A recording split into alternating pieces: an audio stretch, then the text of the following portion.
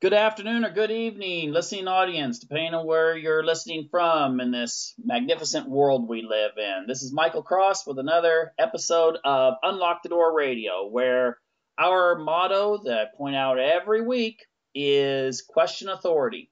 That is one of my favorite statements from Benjamin Franklin, one of our founding fathers.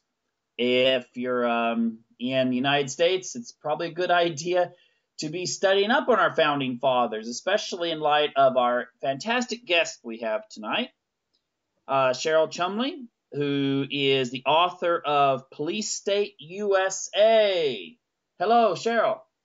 Hey, Michael. Thanks for having me. It's great to be here. Hey, no problem. I think I'm gonna really find this an interesting segment because this is one of those issues. It just seems that people outside the United States, unless they travel to the United States, are somewhat unaware of. And you being a writer for the Washington Times as well as an author who's investigated this kind of stuff, I think you can shed some really good light on it. Now, I'm just going to start out just one thing, though. My wife she's from Sweden, and she said that when she tells her relatives and friends about the direction of the United States, this whole police state direction, they kind of go, what? You got to be kidding. I don't see that on movies and TV shows and stuff that we get in Sweden. How would you respond to that?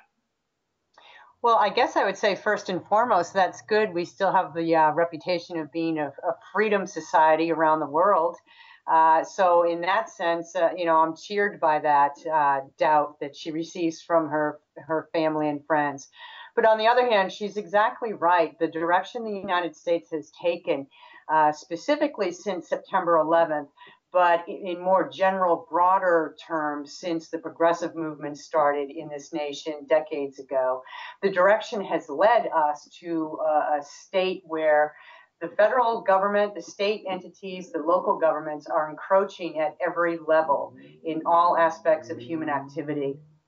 And what's become is the most alarming thing is that our greatest asset as a nation, that of the founding fathers painting our American individual rights as coming from God, not government, that is being flipped on its head. And if you look at America now from inside, it seems like most Americans are looking to government, not God, for the solutions of all their problems. Yeah, from what I've read from your book, you seem to be more of a proponent of the ideals of John Locke, then. Yes, limited government is the best government, in my view. And that, in fact, is what founding fathers based our government upon. The idea that the individual is the one in charge of government. The idea that government is set up solely to preserve and protect the individual rights that come from God for each American. And once you lose that, which I believe we are fast on the way to losing, once you lose that, America loses what separates her from all other nations. Okay, but don't you think that Michelle Obama knows what your kids should be eating for lunch? Yeah, Michelle Obama is a pet peeve of mine, to be honest. Her entire healthy eating initiative not only is a slap in the face to every parent, and I'm a parent of 4 children, so I speak from firsthand experience on this. But it's not only a slap in the face of parental rights, but it also has the extra added bonus of coming from somebody who's not even a duly elected member of the government. Michelle Obama is the first lady. She has no policy-making abilities by the Constitution. She's not elected to speak for anybody, and yet she's used her platform to go far farther than just simply advocating healthy eating and making a case that Americans should eat healthier. And she's taken it and she's actually ramrodded through Congress and through our cabinets, the ability to regulate what schools in our nation feed our children. Well, I've heard of there was a school, I think it was in Utah, that got in trouble because they didn't shut down there's something about they didn't shut down their Coke machine or something at a specific time, and so therefore it was available during lunch or whatever it was, and they got fined for that. Well, there's a lot of cases going around in the nation when the media chooses to report on them, that is, where different schools have rebelled for different reasons against Michelle Obama's healthy eating regulations. First and foremost, a lot of the students, particularly those who play sports after school, are hungry. They're crying that the school lunches, while they sound good on paper, what comes across on their food lunch trays is barely enough to get them through the rest of the day, never mind their extracurricular activities. And a lot of schools say that they have been losing money because they're forced by Michelle Obama's regulations to offer these lunches to students. Students are wasting them, they're not buying them, and the schools in turn are seeing revenues drop at a dramatic rate. Mm. I'd love to speak about this or a whole bunch because, like you brought up something. I was on the swimming team when I was in high school in Oregon, and even though I might right between school and practice, I might stop and grab, a big, huge, unhealthy meal at McDonald's. I burnt that all off after practice. After an hour and a half of intense swimming, it goes away. Like you, I was an athlete also, and you burn a ton more calories when you're an athlete. But, next to that, teenagers in general burn a lot more calories. That's why their daily calorie levels are set higher than, a 50-year-old adult. They burn a lot more because they're growing. And, that's all beside the point. Really, the main point is who has the right to tell children what to eat or offer children food choices? It's the parents, it's the guardians and caretakers. It's not the First Lady of the United States. Yeah, but we seem to be seeing, and I'm going to lead this more and more into the whole police state mentality, but we see more, it seems to me, more regulation of children in schools. If they don't sit still, well, you got to diagnose them and give them drugs. If you see children playing in a field across the street, the police will often question and even arrest the parents for letting their kids do things that, anyone that's grown up before this period was almost expected to do, to go out and explore nature and do all these fun things. And it seems we're cracking down on that, even drawing pictures on a sidewalk with chalk that gets washed away the first rainstorm. We see the police being involved in that. Yeah, it's a crazy system. And if you look at just what's going on in our public schools across the nation, students, star students who are on fast track to Ivy League colleges make the mistake of bringing in a knife because, in one case, a girl who was headed to an Ivy League college, she mistakenly took her father's lunch to school. Inside was a small paring knife because he used it to peel his apple when he was at work.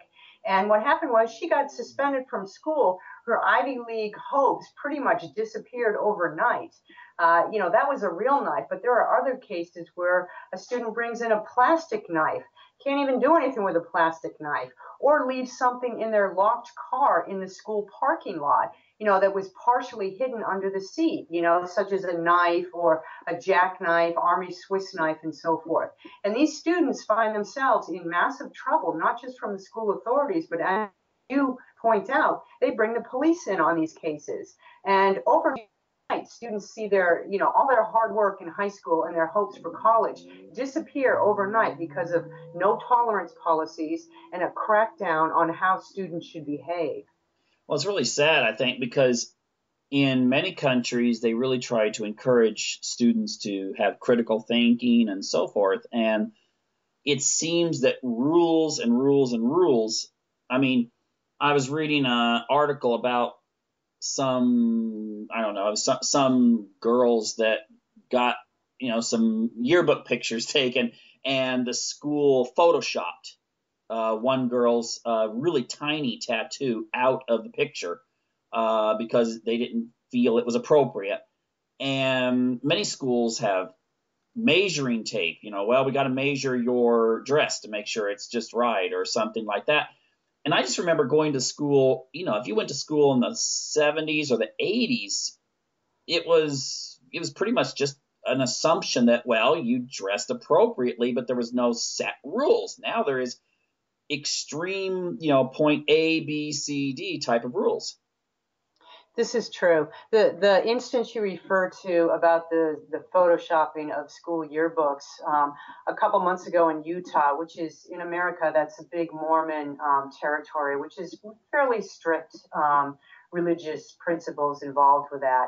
But the photoshopping out there occurred because students wore, girls specifically, wore shirts that basically were sleeveless, and the school authorities found that offensive and inappropriate. The big problem there was that some girls who wore sleeveless shirts had their shirts photoshopped to show that sleeves were added, whereas other girls who wore similar type tops with no sleeves did not have their photos photoshopped. So there was a little bit of arbitrariness to that angered a lot of people. As far as what you're saying about students nowadays having rule after rule about what they can wear to school, some of that is a backlash on the school's part, because students in recent years have started wearing some really provocative outfits, and sometimes with t-shirts that are aimed, that have slogans that are aimed at creating some kind of response, and they're proving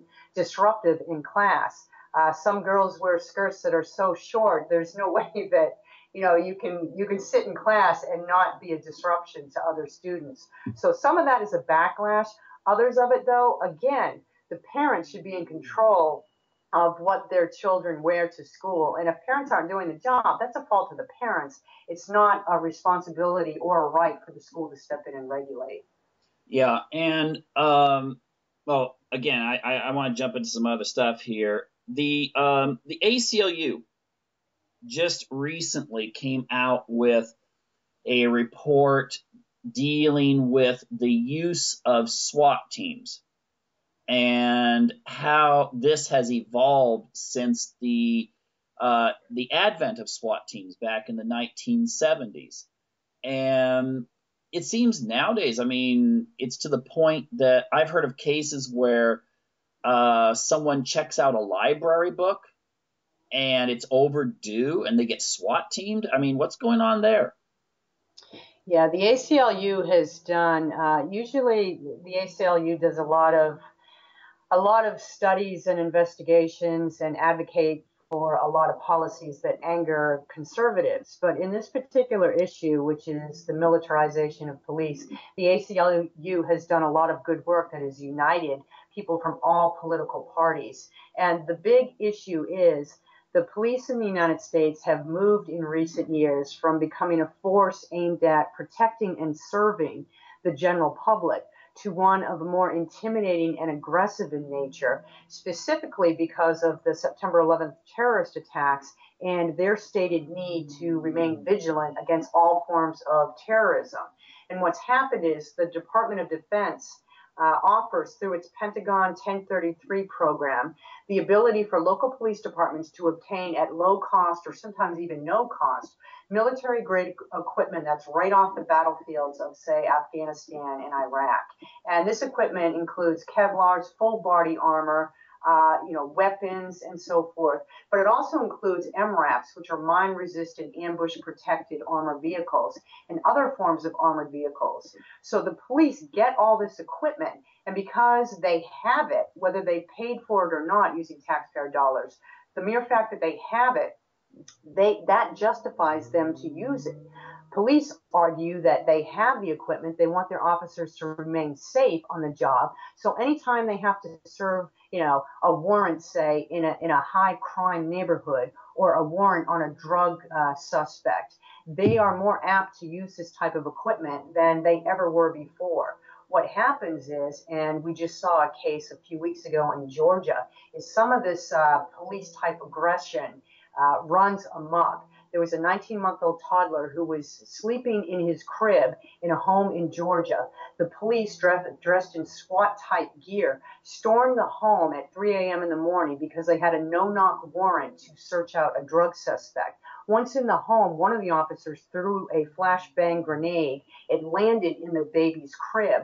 The toddler had his face half blown off, spent 5 weeks in the hospital in a medically induced coma, was finally released a few days ago, but has suffered burns over his whole body and has, years of medical treatment to go through. Meanwhile, the police are still on the job.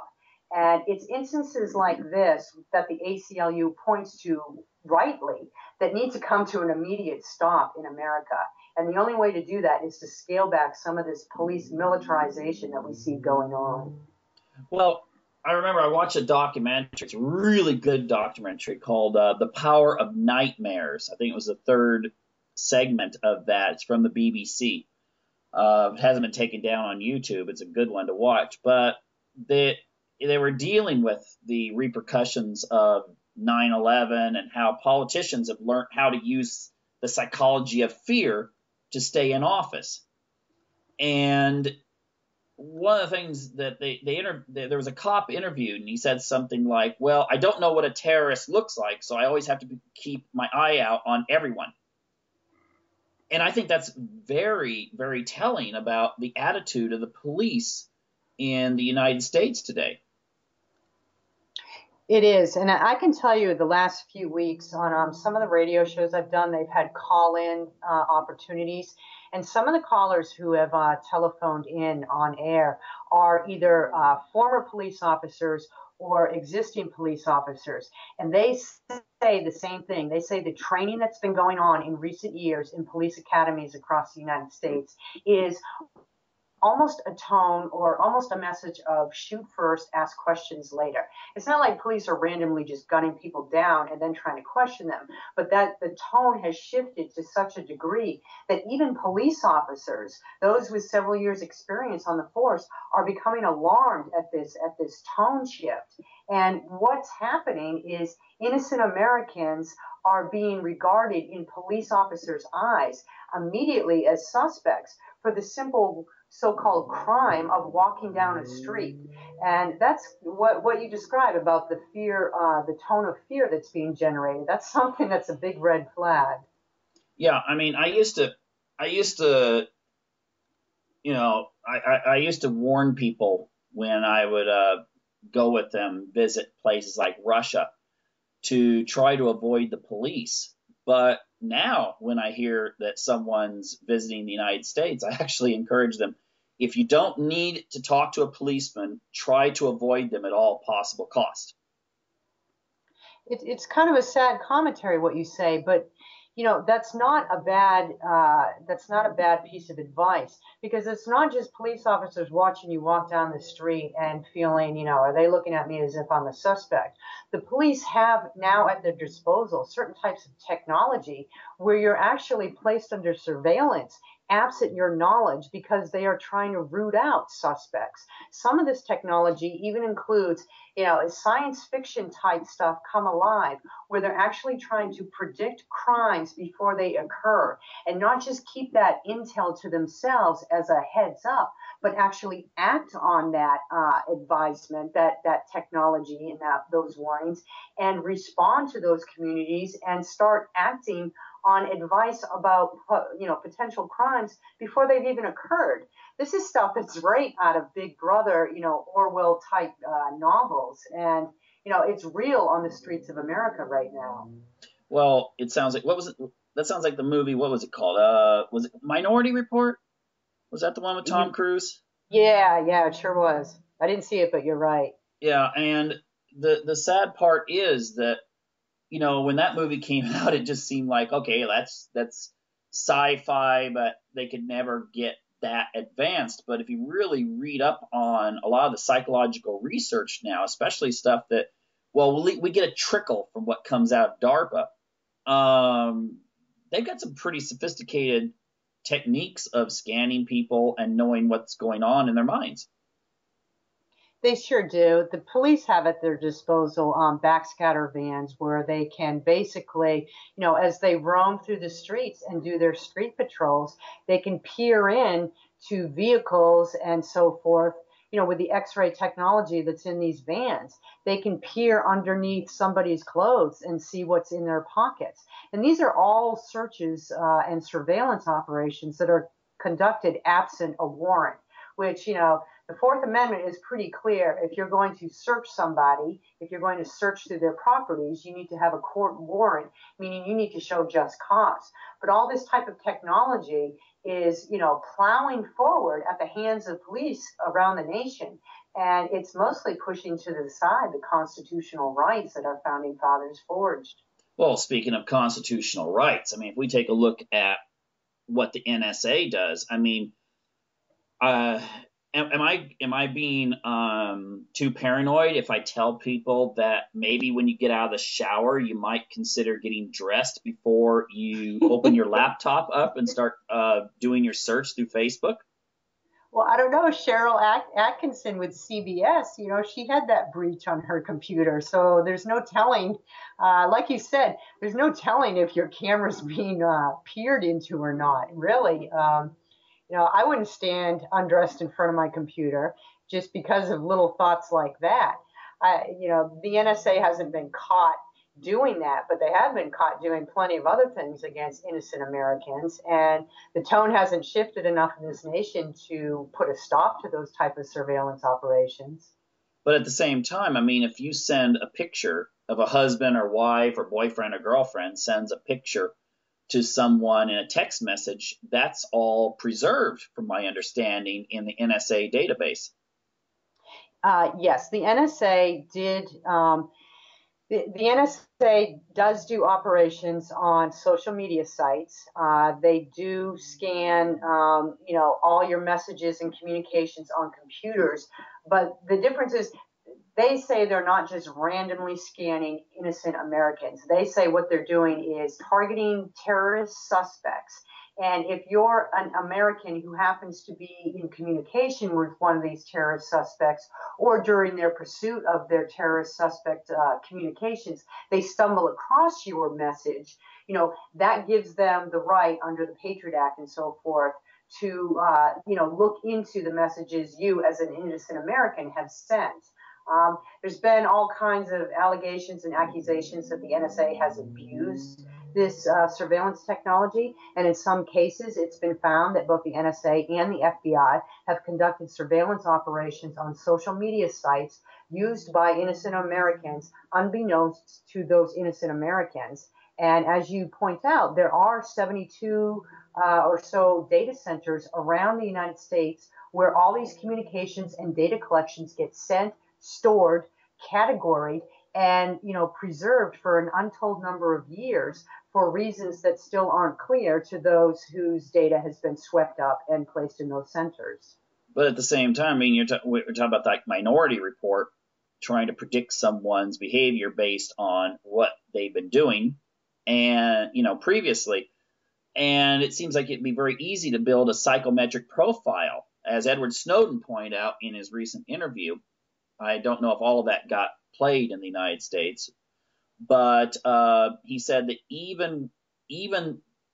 even have programs by which they see how long you spend writing something, and if you erase it, like if you're sending a message on Skype or Facebook or something, and put something different, that can lead them to be able to better predict what your inner personality and behavior and so forth could be. And therefore, if that gets connected to local police departments, then they may know more about you than you know about yourself at any given moment. Exactly. And let me give you an actual example of what happened in Virginia just in the last couple of years of how this data collection and how this government operation, surveillance operations, plays out on an innocent American citizen. There was a former Marine, his name is Brandon Robb, and he lives in Virginia. And what happened was he was corresponding on Facebook, not just on the public pages of Facebook, but on his private Facebook site where only invited participants can see what he's posted. He put up what some would claim are anti-government messages. What he claimed were songs, lyrics of songs and so forth. Regardless, it was messages that he put up. And what happened was he got a knock on his door. It was federal and local law enforcement officials demanding that he come outside. And what happened was they arrested him. They didn't charge him with anything. They cuffed him. They put him in a vehicle, a police vehicle, and they took him away to jail. To make a longer story briefer, what happened was they saw, the law enforcement saw his Facebook postings and became alarmed that he might be committing an act of violence. So before he actually committed any act of violence, they went to his house and arrested him. But they couldn't charge him on anything because there was no crime he had committed.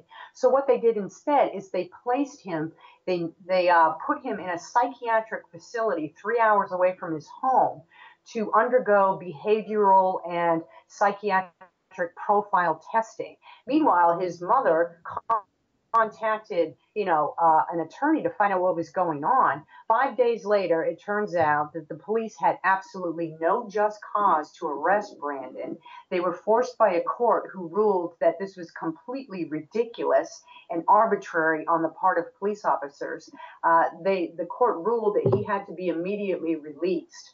But he turned around and, of course, he launched a civil rights lawsuit and so forth. But this was just in 2012. And this was in small town Virginia. And this was a guy, a decorated former Marine, who was just simply posting some stuff on his private Facebook message site. So his big question still is to this day, how did law enforcement get a hold of his postings to even, surmise that he might be committing some sort of violent act? Well, and you also have to wonder what they consider suspicious behavior. I mean, you said something about he was posting songs. I mean, I'm reminded that Korn recently turned out a video that was questioning the NSA. I can't remember the name of the song, but you wonder if you go to that, are they keeping track? Oops, it goes to these kinds of songs. If you're an educator and you want to find out what's going on around the world, of course you're going to want to surf through sites that might be from organizations and so forth that, the U.S. government might consider questionable, but you're still trying to find information. And it seems that people might start getting scared to start visiting social media or alternative media, I should say, that questions the government because they're going to be worried that the next time they go to the airport, they're going to be informed they're on a no-fly list. Right, that is a fear. And, just to give another example of how police are being trained to respond to suspicious citizens and report these people to, the data centers around the nation. The Los Angeles Police Department at one point had in its policy that if you see somebody in a public park scribbling in a notebook or perhaps taking photographs outside a government building, that person's information, perhaps you can track him to his car and take a snapshot of his license plate of that person and so forth. That person's information should be reported and fed into one of the data centers around the United States to create a file just in case it turns out some government entity down the line needs to tap back into that person for some sort of crime that's committed or act of terrorism or operation that kicks off where it may lead back to that particular park or government building.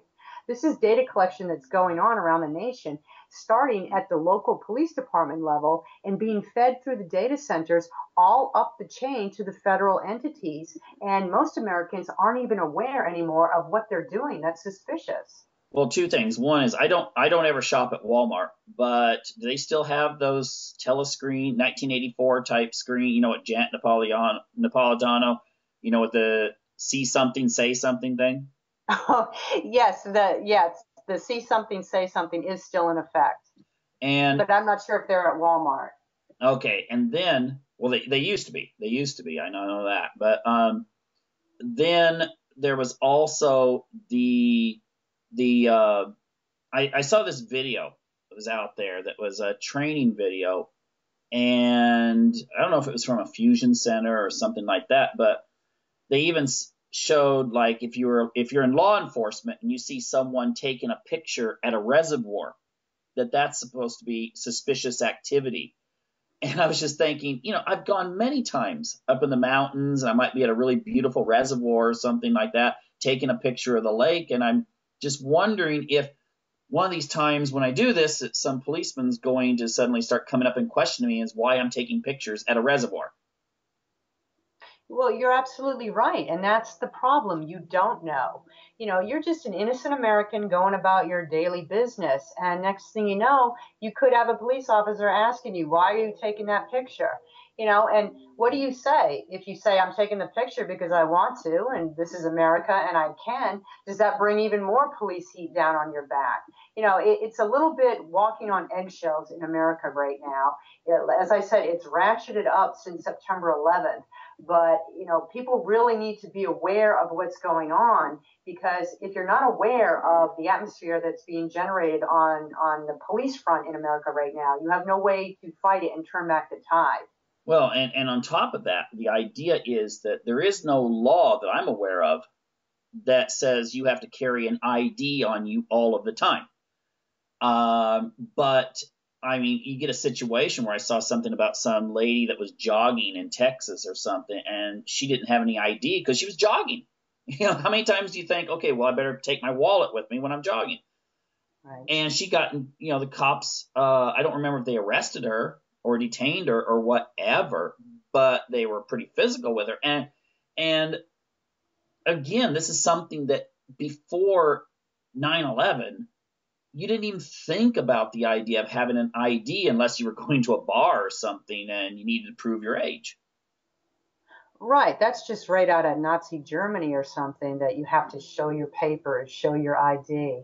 And, police also, they get very sensitive if you try and videotape them during a police stop, or if they're apprehending somebody on the street and pedestrians walking by. Everybody has cell phones now. Somebody starts videotaping them. There have been instances, and I'm sure you've seen the YouTube videos also, where police have gotten very aggressive and intimidating with those who dare to videotape their actions. Well, like you mentioned about no law against not carrying an ID, there's no law that prevents an American citizen from videotaping police on a public street either. But you might get beat up anyway. Right. I mean, the thing is that if you just type in police brutality into YouTube, I mean, it's pretty shocking. Hundreds of thousands of videos. Now, some of them are duplicate, but still, even if you say 10% of them are originals, you get some pretty scary stuff out there that just about anyone could be pulled over or dealt with. Well, I agree. And, I'm on the side of police, to be honest. I support police, and I think that they try and do a good job and protect Americans. But at the same time, it just seems like these last few years that there have been far more instances of out of control police acting as if they are part of the military force and not the civilian sector. And, even a handful of police like that, the perception that they're leaving Americans with is that the police are taking it upon themselves to be the regulators, the judge and jury, in instances where Americans aren't even doing anything that merits any type of, police action. And it's just something that Americans really need to be aware of, that your local police officer, the mindset has shifted to a more aggressive tone. Oh, absolutely. Now, in our last few minutes here, I know you're busy today. I wanted you to, I mean, I see that the population, even though we have the internet and we can connect in so many different ways, it seems that the larger segment of the population, I don't know if it's because they get their news from, the alphabet corporate networks or something, or they're not studying history in public schools anymore. Right. But what do you see as a solution to all of this? what do you see that people could do to try to turn the tide? Because if it doesn't get turned, I think we're going to see something that's going to make 1984 look like some sort of hippie commune. Right. There are plenty of solutions. None of them are overnight, but an immediate solution people could take to rein in the militarized police in their local communities is, first off, go to your local government boards, your local city councils, your local county government, county supervisors. They're the ones that actually have the purse strings over the police departments. Ask them, do a FOIA request, or ask them outright, what militarized equipment do our police departments have? And press the local government officials to make it, to ban police using any type of military grade equipment, including armored vehicles and Kevlars and, full body armor, except under special circumstances, where there is an actual terrorist threat, or there is a massive violent manhunt or so forth. But serving warrants in the middle of the night to a drug suspect, that shouldn't pull out the SWAT team. You don't need a SWAT team for that. So that's one immediate step people could take. A little longer term is people need to read the Constitution. It takes about a half hour. They need to read it themselves and teach it to their kids, because the public schools aren't. And even in cases where public schools are teaching some form of the Constitution, they're skewing the history. So it paints some of these founders, even in racist terms, in some school systems around the nation. And then once you read the Constitution, at least you're armed with the facts of what founding fathers intended this nation to be. And when you flip on your news at night or read your local newspaper, you can gauge for yourself how far we've come. And you can take up the fight from there, where you see the most need in your local community. Writing your congressman doesn't do anything anymore. They don't care once they get to Capitol Hill. So a third solution could be to stop funding the main parties. It doesn't matter who's in office, a Republican or a Democrat. We're getting the same results. They're clamping on individual rights in America. Better use of money is to donate funds to nonprofit watchdog groups that actually do the real fighting on Capitol Hill for the average American. So that's three possible solutions people could put in place now. There's plenty more, but you got to start somewhere. Yeah, I mean, and also, of course, individual candidates who express support for constitutional policies. I mean, if you donate, like you said, if you donate to the Republican Party, you never know. Peter King or John McCain might get some of that money. That's exactly right. Exactly right. There's a lot of Republicans that get up to Capitol Hill and they start siding with Democrats way too many times, and they start pushing these same policies that are encroaching on our individual rights. Mm-hmm. Okay. Well, those are some fantastic, not only observations, but also some ideas on how we can start changing things. I just want to throw in one last thing. Local government, one thing you can hit them on, even if you don't hit them on philosophy, is the cost. I mean, if you get a military grade vehicle donated, quote unquote, to your police department, it's going to cost money to buy spare parts. And so therefore, it's going to be a lot more expensive than what it takes to upgrade or to maintain your police cars, which need to be used all the time. These vehicles are, I don't know how much they cost, but it must be hundreds of thousands of dollars originally.